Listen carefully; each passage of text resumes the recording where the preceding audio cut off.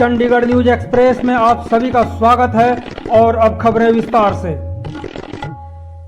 शहर में ऐसे लोगों की संख्या में लगातार बढ़ोतरी हो रही है जो आज के समय में दो तरफा मार झेलने के लिए मजबूर है। हैरानी इस बात की है कि पीड़ा का दंश झेल रहे इन लोगों का कोई सुनने वाला नहीं है। शहर में एक तरफ कोरोना तो दूसरी तरफ इस विकट समय में आउटसोर्सिंग पर काम कर रहे लोगों को एक झटके में किसी भी समय बिना कोई सूचना नौकरी से बाहर निकालकर मरने और खपने के लिए छोड़ दिए जाते हैं। आपको याद होगा कि पिछले दिनों शहर के सेक्टर 19 स्थित डीओ कार्यालय में आउटसोर्सिंग पर काम करने वाले युवा ने अपने आप को इसलिए आग के हवाले करने की कोशिश की थी क्योंकि पहले युवा धनीराम को डीसी रेट से हटाकर आउटसोर्स पर रखा गया, बाद में वहां से भी बाहर का रास्ता दिखा दिया गया। धनीराम जैसे कई ऐसे महिलाएं और पुरुष हैं जो नौकरी जाने के बाद से भूखमरी झेल रहे हैं। इसके बाद भी प्रशासन की ओर से इन लोगों का कोई सुनने वाला नहीं। तो देखें पूरी रिपोर्ट में कि किस प्रकार से एक के बाद एक नौकरी गंवा चुके पुरुष व महिलाएं व्यथित और अपनी पीड़ा बता रही हैं। इनकी नौकरी को बचाने के लिए संघर्ष कर रहे यूटी कर्मचारी सब ऑर्डिनेट फेडरेशन के प्रधान रंजीत मिश्रा भी क्या कहते हैं, इसको सुनना जरूरी है। क्योंकि आपको बता दें कि आउटसोर्सिंग और ठेकेदार के अंदर काम करने वाले कर्मचारी बंधुआ मजदूर से भी बदतर स्थिति में काम करने को मजबूर है। सर, मैं बिल्कुल कई सालों से इस विषय में लड़ाई लड़ रहा हूं। मैं गरीबों के डिमांड उठाता रहता हूं, लेकिन ये मुझे हरासमेंट परेशान करने के लिए कि गरीबों की लड़ाई ना लड़ें। कभी झूठा पर्चा दर्ज करवा दिया जाता है मेरे ऊपर, कभी मुझे सस्पेंड कर दिया जाता है झूठे केस में बिना किसी इंक्वायरी के। सर, मैं आज बोलना चाहूँगा कि बिना किसी इंक्वायरी को किसी को आप चार्जशीट या सस्पेंड नहीं कर सकते हैं, लेकिन मैं ऐसा बंदा हूं जो मुझे बिना किसी इंक्वायरी के सस्पेंड किया गया, बिना इंक्वायरी के मेरे ऊपर पर्चा दर्ज कर दिया गया, सिर्फ इसलिए कि मैं गरीब मुलाजिमों की आवाज़ उठाता हूं। और ये मैं न्याय की लड़ाई लड़ता रहूँगा। और इनके लिए मैं सर आपको बता दूँ, अब बिल्कुल मैं लड़ाई मेरी अंत तक है जब तक इनको न्याय नहीं मिल जाता। ये कॉलेज की लेडीज़ हमारी बहनें खड़ी हैं, इनको इसलिए निकाल दिया गया जबकि मैं सैंक्शन लेके आया था। और कॉलेजों में भेदभाव हो रहे हैं और कॉलेजों में पूरे स्टाफ को बुलाया जा रहा है, उनको सैलरी भी दी जा रही है, उनका सैंक्शन भी है, लेकिन कुछ कॉलेज ऐसे हैं जो अपनी मनमानी कर रहे हैं सिर्फ और अपने ऊपर अधिकारियों के मिली भगत से, कि वो उनके ऊपर कोई दबाव नहीं है। कंप्लेन देते रहो। मुझे गवर्नर साहब से लेकर एडवाइज़र साहब से और एसएसपी विंडो कई बार हमने विनती पत्र दे दी, लेकिन उस पर कोई सुनवाई नहीं हो रहा है। जब सुनवाई हो नहीं रही तो फिर लड़ाई होगी कैसे? सर, सुनवाई की तो आपको बता दिया मैं कि मैं एक अकेला लड़ने वाला हूं। इनकी गरीबों की आवाज़ उठाता हूं तो मुझे हर तरीके दबाने की कोशिश करें, लेकिन मैं दबने वाला नहीं हूं सर। इस लॉकडाउन की वजह से मैं कानून का पालन करते हुए अभी प्रोटेस्ट को हमने डिले किया है। जिस दिन ये लॉकडाउन ख़त्म हो गया, मैंने परमानेंट कोर्ट के थ्रू भी लड़ाई लड़ेंगे। और जो अफसर करप्ट हैं, जिनके खिलाफ कंप्लेन मैंने दिया हुआ उसके ऊपर कार्रवाई नहीं हुआ, हम कोर्ट के थ्रू न्याय लेंगे। हम पूरी चंडीगढ़ की यूनियन जो है, ट्रेड यूनियन है, हमारी पिंडू सभा है, कमेटी है, किसान सभा है, सारी इकट्ठी हो गई हैं। अगर हम इसकी लड़ाई हम अंत तक लड़ते रहेंगे सर, जब तक हम ऐसे धनीराम जैसे, पूनम जैसे, नीलम जैसे और ये कॉलेज से हमारी बहनें निकाली गई, इनको सब कुछ न्याय नहीं मिल जाता, उनको नौकरी दोबारा नहीं मिल जाती तब तक, और जो दोषी अफसर हैं ऊपर उनके ऊपर कार्रवाई नहीं होती तब तक हमारी लड़ाई जारी रहेगी सर। और आप लोगों के माध्यम से आप लोगों का मैं धन्यवाद करूंगा। अगर आप लोग ना रहो तो शायद गरीबों की आवाज़ भी ना उठे, और मैं आप लोगों का तहे दिल से धन्यवाद करूंगा सर। इन गरीबों की लड़ाई में आप हमेशा मेरा और मेरे फेडरेशन का और यूनियन का साथ दें सर। मेरा नाम नीलम है। मैं 23 गवर्नमेंट मॉडल स्कूल में नर्सरी आया की पोस्ट पे काम कर रही थी।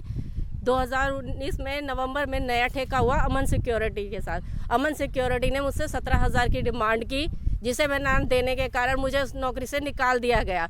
मैंने इसकी कंप्लेन डीओ मैम को, डीपीआई सर को और लेबर इंस्पेक्टर लेबर कोर्ट में भी की थी, मगर मेरी कहीं भी सुनवाई नहीं है। मैंने डीओ मैम को भी कंप्लेन दी, डीपीआई सर को भी कंप्लेन दी और लेबर कोर्ट में भी मैंने कंप्लेन दी थी, मगर मेरी कहीं भी कोई सुनवाई नहीं हुई है।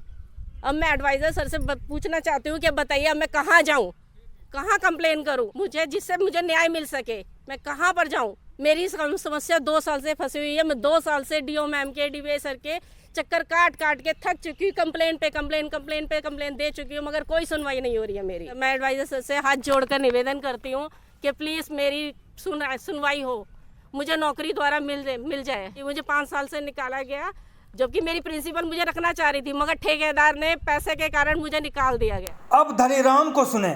सर मामला दर्ज हुआ है, ये तो गलत हुआ मेरे साथ, लेकिन डीओ मैडम के पास भी उनके ऊपर भी होना चाहिए था, क्योंकि उन्होंने गलत तरीके से मुझे ज्वाइन कराया गया सेक्टर 46 स्कूल में।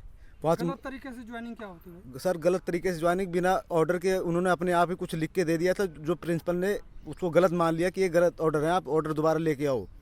और उसमें कुछ लोगों को फंसाने की कोशिश हुई कि जैसे कुछ लोगों का आरोप है आपके प्रधान वगैरह का, तो उसमें आप लोगों ने एक्सेप्ट कर लिया कि हाँ उन्होंने ये कर दिया, उन्होंने कर दिया। सर ऐसा तो मैंने कभी लिखित में भी मैंने दे दिया कि किसी कोई गलती नहीं है। जो डिप्रेशन, किसी ने सचमुच आपको उकसाया था सुसाइड करने के लिए? किसी ने कोई नहीं उकसाया हुआ था। मैं डिप्रेशन में चल रहा हूँ। मैं 2 साल से 1-1.5 साल हो गए मेरे को, 9 महीने 10 महीने निकले हुए हो गए। और मैं नौकरी से 5 साल से मैं लगातार इनको हर एक ऑफिसर को मैंने चिट्ठी लिखी है 5 साल से, और अभी तक कोई कार्रवाई नहीं हुई। उल्टा मेरे को वहाँ से निकलवा दिया मैडम ने।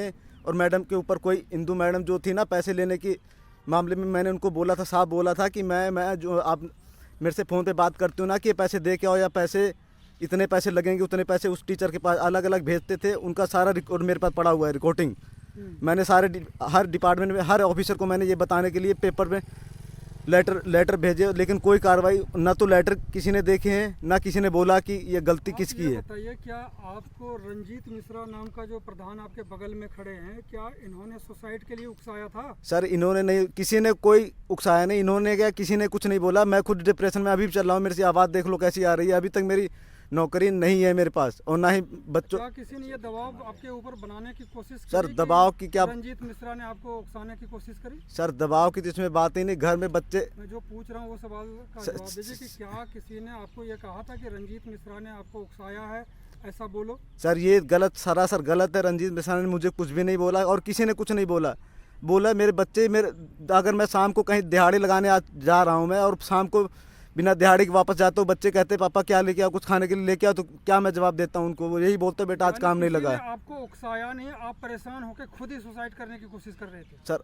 और मेरे पास कोई दूसरा चारा भी नहीं है। मेन बात तो ये है, देखो ना कि इन्होंने ऑफिसर को, हर एक ऑफिसर को मैंने चिट्ठी लिखी है। हर 5 साल हो गए, 5 साल से चिट्ठी लिख रहा हूँ, अभी तक कोई कार्रवाई नहीं। और दूसरे 2020 में तक बंदे DC रेट पर लगाए जा रहे हैं। 15 से 20 में मेरे को जिस टाइम निकाला उस टाइम इतने रिकॉर्ड पड़े हैं हमारे पास कि उनको रिलीव क्या बोलते डिप्यूट कर देते हैं। और हमारे साथ क्यों धोखा किया गया? बराड़ साहब ने डायरेक्ट ही धोखा करा हुआ है। और एक बार नहीं 50 बार मैं बराड़ साहब से मिल के भी आया हूँ कि सर मुझे दोबारा लगा दीजिए। उसके बाद जब कॉन्ट्रैक्ट पे लग गया उसके बाद चलो मैं कहा चलो ठीक है नौकरी मिल रही है। लेकिन वहाँ भी क्या हुआ ना, ESI मेरा है, ESI कार्ड तक नहीं बनाया गया। और जो बायोमेट्रिक मशीन लगती वो भी नहीं, मेरा कोई अंगूठा नहीं लगता कि मैं सबूत होना चाहिए कि मैं स्कूल में काम करता हूँ। ऐसा कोई प्रूफ नहीं है स्कूल के पास। सर PF भी नहीं कटा हुआ है, ESI मेरा नहीं बना हुआ है। पूरा बराड़ साहब जब से आ रखे ना तब से। बराड़ साहब से आप क्या रिक्वेस्ट करेंगे? अरे मैं तो यही कह रहा हूँ सर लगा दो, और क्या कर सकता हूँ, ड्यूटी नौकरी चाहिए मेरे को, नौकरी तो लगा दो कम से कम। अब क्या रह गया मेरे पास? पर्चा भी करवा लिया है। पर्चे की बात जो रहा है, नीना मैडम की सारी गलती है, मैडम की, DO मैम की। अगर मेरे पास पर्चा हुआ है तो उनके पास भी होना चाहिए, क्योंकि उन्होंने गलत तरीके से लगाया। इसका प्रूफ भी मेरे पास है DO मैडम के पर। और DO मैडम के कहने से मुझे तनख्वाह नहीं मिली वहाँ से। किसी को मैंने पैसे उधार ले रखे थे, उसको पैसे देने थे, जब तनख्वाह नहीं आई मेरे को रिलीव करा दिया मैम ने, DO मैम ने, और किसी ने, DO मैम ने ही रिलीव कराया हुआ मुझे कि इनको। मैं 42 कॉलेज में काम करी थी, मेरा नाम मिथिलेश है। और प्रिंसिपल ने हमें निकलवा दिया, जिनकी नहीं जरूरत है उन्हें रखा गया। हम सफाई कर्मचारी, हमें निकाल दिया। कहाँ की है ये प्रिंसिपल, कहाँ काम कर रहे थे? 42 कॉलेज में, गर्ल्स कॉलेज। तो हाँ, हमें तो 1 साल ही हो गए निकाले हुए, 2 साल हो गए निकाले हुए हमें। कहीं शिकायत करी आपने?